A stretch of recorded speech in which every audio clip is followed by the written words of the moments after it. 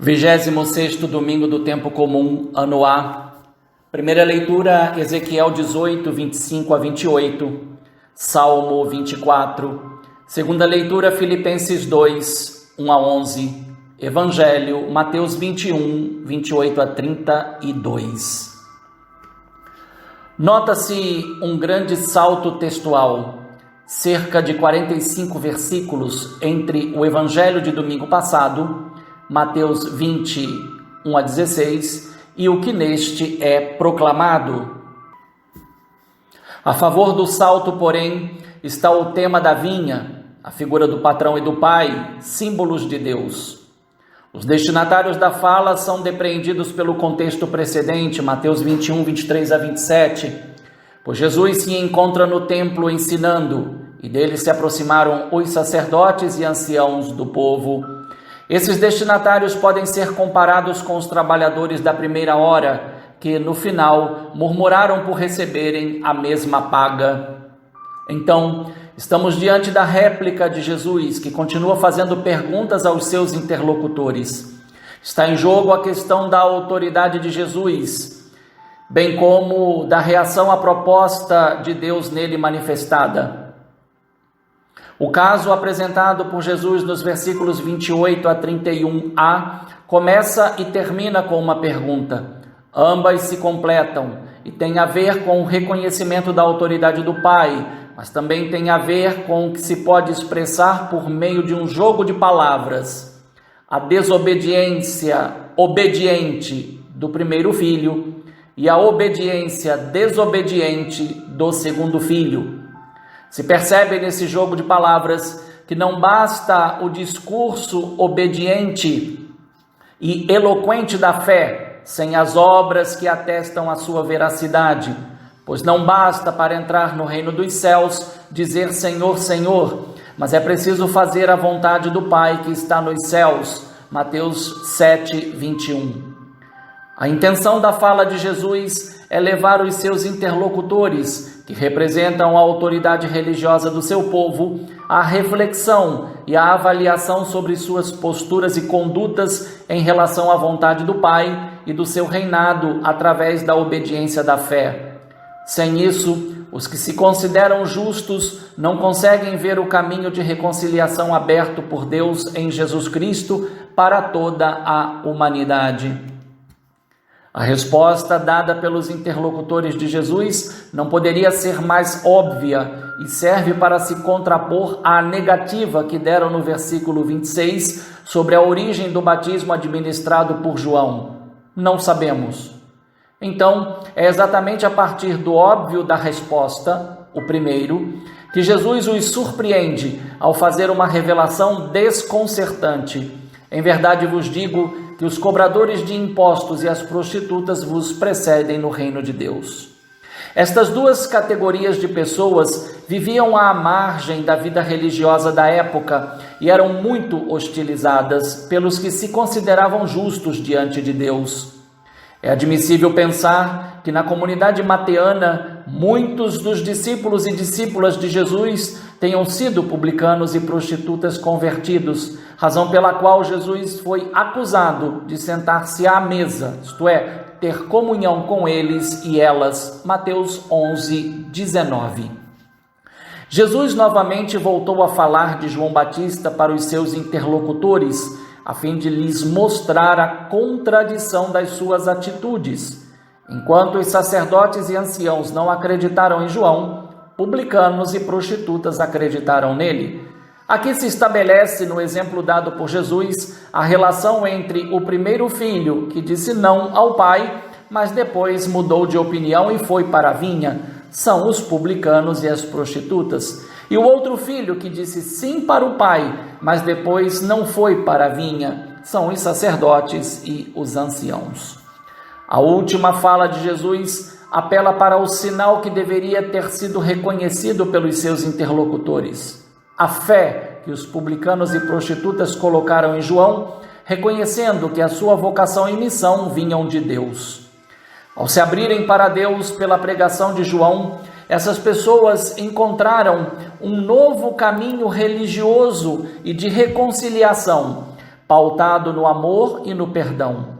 Publicanos e prostitutas se sentiram acolhidos e isso os moveu ao arrependimento, ao abandono do pecado e lhes deu acesso ao reino de Deus. Assim, percebe-se que o diálogo de Jesus com os sacerdotes e os anciãos continua a crítica sobre a prática há muito em vigor e que já aparece denunciada em Ezequiel 18, 25 a 28. Deus, por causa da destruição de Jerusalém pelos babilônios e o consequente exílio, se tornou alvo de críticas pelo sofrimento dos que se consideravam justos.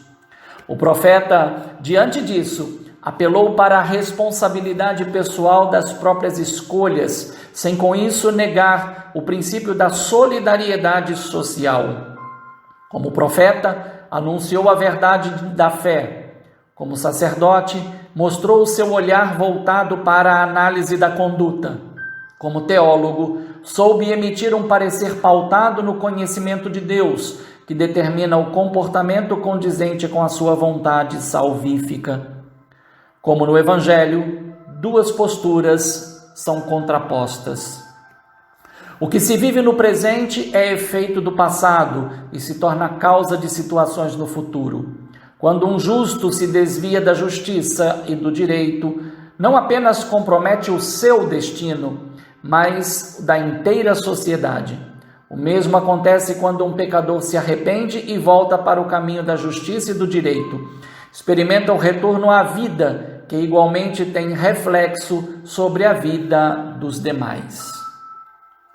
As atitudes dos sacerdotes e dos anciãos, que se consideravam justos, e as atitudes dos publicanos e prostitutas, considerados ímpios por aqueles, no confronto com a pregação de João Batista, exemplificam o sentido da profecia de Ezequiel 18, 25 a 28, e atestam que, de fato, a base é a mesma.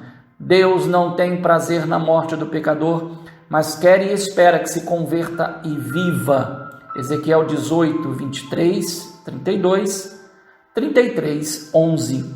Esta iniciativa de Deus é que torna possível a conversão e por esta um novo começo. Arrependei-vos e vivereis. Coincide com o início da pregação de Jesus. O reino de Deus está próximo. Convertei-vos e crede no Evangelho.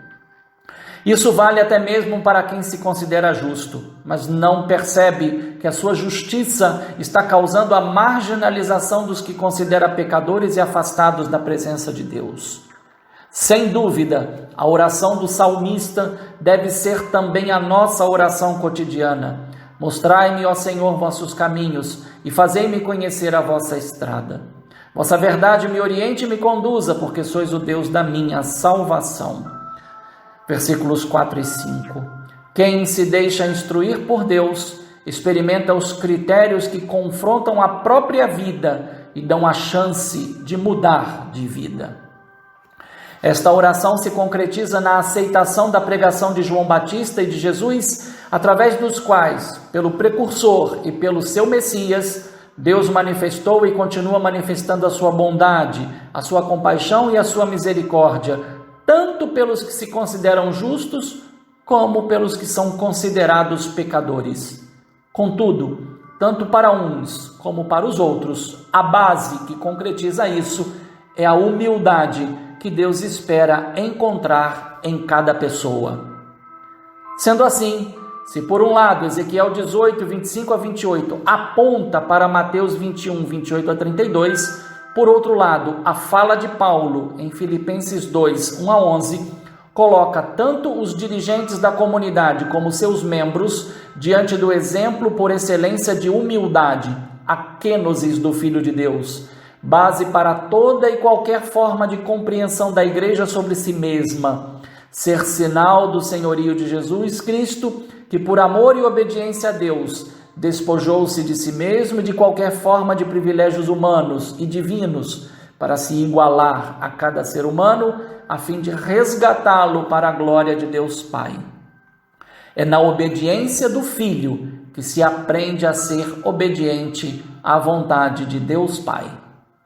A lição que deriva da vida e do exemplo do Senhor Jesus é o critério para se compreender a mudança que precisa acontecer em cada um de nós. Não se exaltar diante do próximo, procurando cultivar em tudo o mesmo sentimento que existe em Cristo Jesus. É dessa forma que se aprende que a humildade não é sinônimo de ignorância e a sensibilidade pelas necessidades do próximo não é ingenuidade. São as posturas que se encontram em Jesus no seu diálogo com os sacerdotes e os anciãos, a fim de levá-los à compreensão de que ser sábio e justo é ser maduro no seu modo de sentir, de pensar, de falar e de agir. É assim que numa comunidade de fé,